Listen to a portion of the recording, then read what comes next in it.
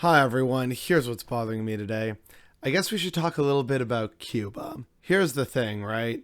There's already two minds about Cuba, which is, will this lead to revolution? Have people abandoned communism? There's plenty of other people who will probably do deep dives into that, and I recommend you go watch them. If I want to try and be anything, it's kind of the, hey, here's some things to think about and here's some extra context that people may not say or mention guy. That's part of what I try to do. So, ostensibly, the protests in Cuba are over a lack of COVID-19 vaccines and a lack of basic necessities, which, yeah, people have a right to be absolutely pissed off about that and, protest their government or whoever they feel is responsible for that problem that they are experiencing. So that should immediately beg the question, who's responsible for Cuba not having basic necessities in COVID-19 vaccines? It's America.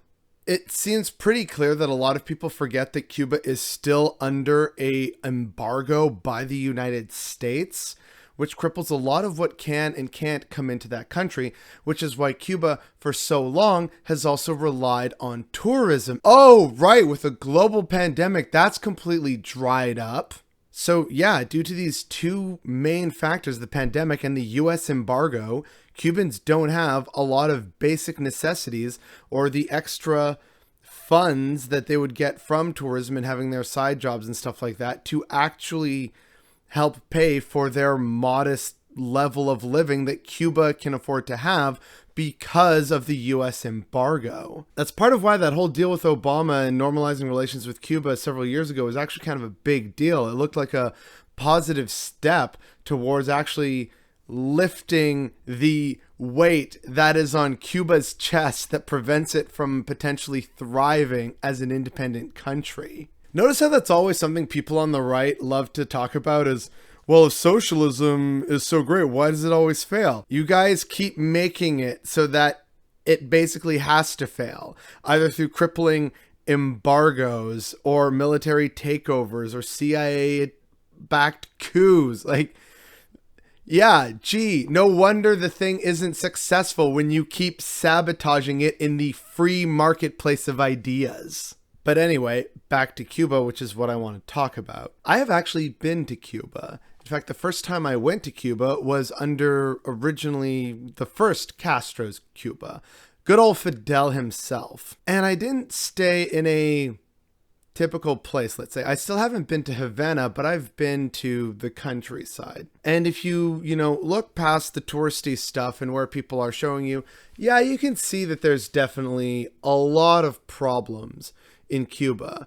But you can also see when you hear from them their history about what happened, it's also clear that Cuba could be doing better if it got more international help and support, especially from its next door neighbor, America. You will see lots of people, and it's probably happening right now on Twitter, and I'll get to that in a second, but you'll see lots of people talking about how they fled Cuba after the communist regime of Fidel Castro took over. And that's not necessarily a lie. Plenty of people did flee. But then that would beg the question, why didn't they flee under the Batista regime, which was an even more brutal dictatorship that was right before Castro's dictatorship? It was just propped up by the United States. So that brings us again to Twitter and what's going on right now. For the first time ever, I got a push notification from Twitter, and it was about Cuba.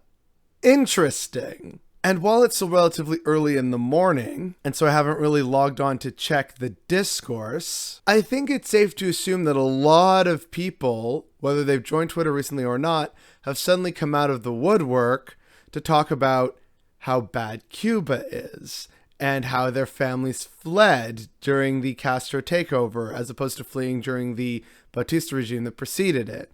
And we're going to see a lot of anti-Cuban and anti-communist rhetoric that's going to be emerging as people ignore the core problem of this very real issue. This isn't a Cuba is a total perfect angel that has done nothing wrong. This isn't anything like that. The reality on the ground is that Cuba is suffering, but a lot of that suffering lies at the hands of both the pandemic and the US embargo. At least one of those can be fixed by America. and the other one can be fixed by international aid and support. But will they choose to help the Cuban people? It's Cuba, and it's America. So I think we already know what the answer is going to be. And that is really unfortunate, and that's what's bothering me today.